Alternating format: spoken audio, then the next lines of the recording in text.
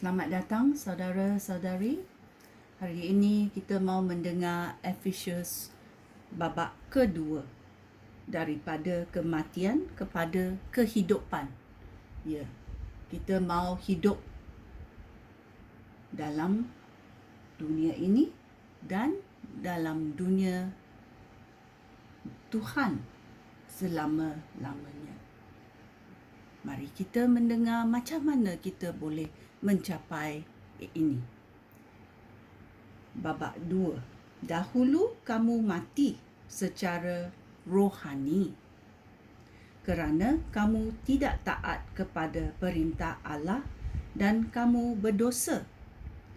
Pada masa itu, hidup kamu mengikut cara hidup yang jahat daripada orang di dunia ini.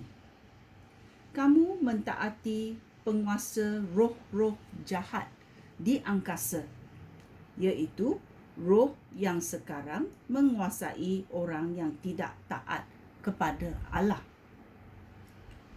Sebenarnya, dahulu kita semua seperti mereka. Kita hidup mengikut tabiat manusia dan melakukan segala sesuatu yang dikehendaki tubuh dan fikiran kita. Seperti orang lain, kita pun kena kemurkaan Allah. Tetapi Allah sangat berbelas kasihan dan Dia sangat mengasihi kita. Sehingga sementara kita mati secara rohani kerana pelanggaran kita, Dia menghidupkan kita semula bersama-sama Kristus. Kamu sudah diselamatkan oleh rahmat Allah kerana kita hidup bersatu dengan Kristus Yesus.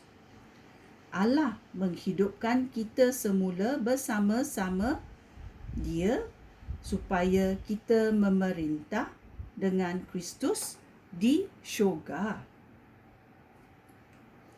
Allah melakukan hal itu supaya pada zaman yang akan datang, semua orang akan mengetahui rahmat-Nya yang tidak terhingga itu.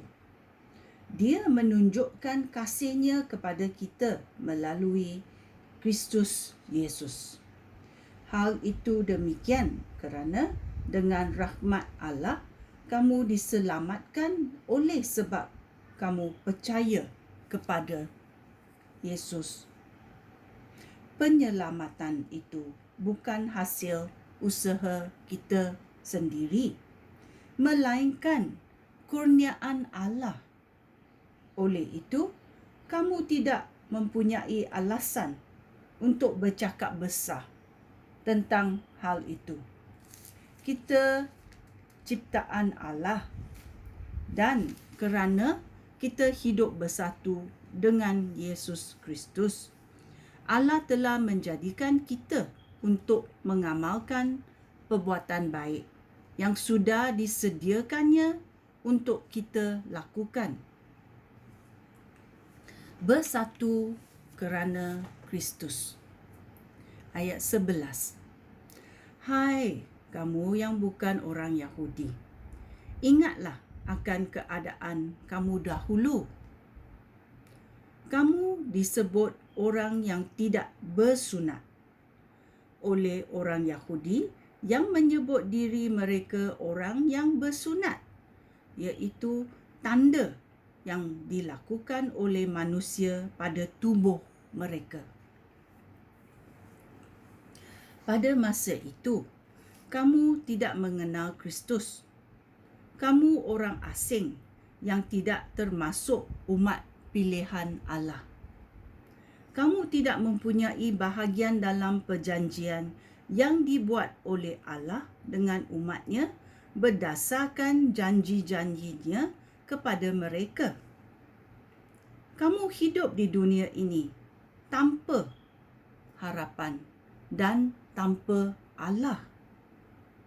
Tetapi sekarang, kerana kamu hidup bersatu dengan Kristus Yesus, kamu yang dahulunya jauh daripada Allah telah didekatkan kepada Allah oleh kematian Allah, iaitu kematian Kristus. Hal itu demikian kerana Kristus sendiri telah membawa kedamaian untuk kita dengan menjadikan orang Yahudi dan orang bukan Yahudi satu umat. Dengan kematiannya di kayu salib, Kristus telah merobohkan tembok pemusuhan yang memisahkan mereka.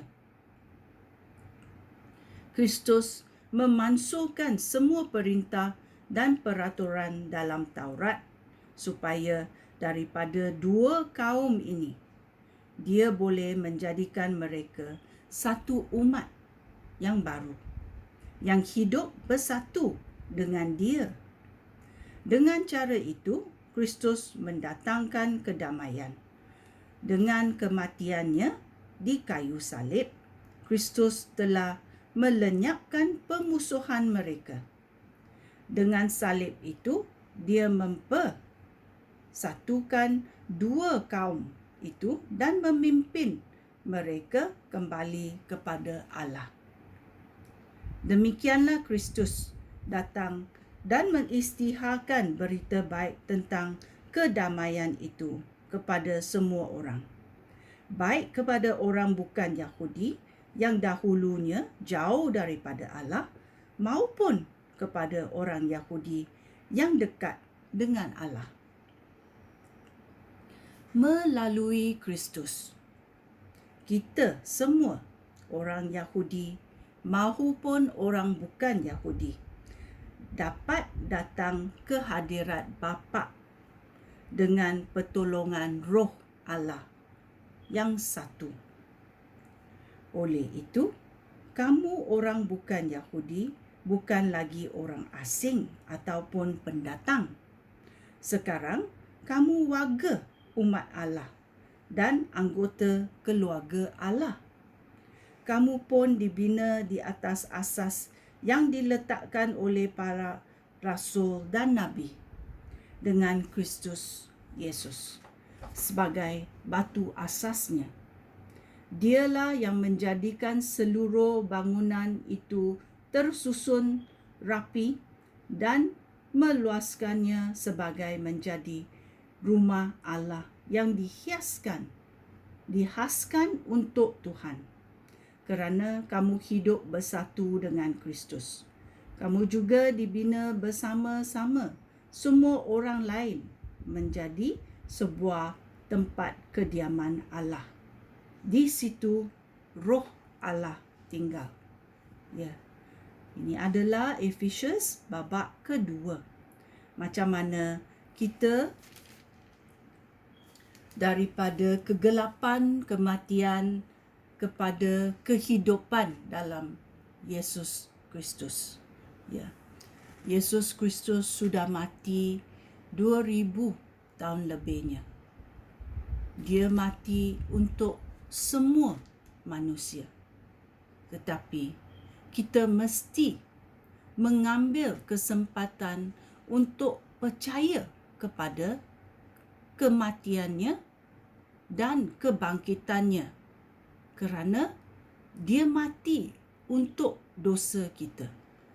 Dan dengan pengampunan dosa kita, kita boleh berbaik semula dengan Allah Bapa di syurga.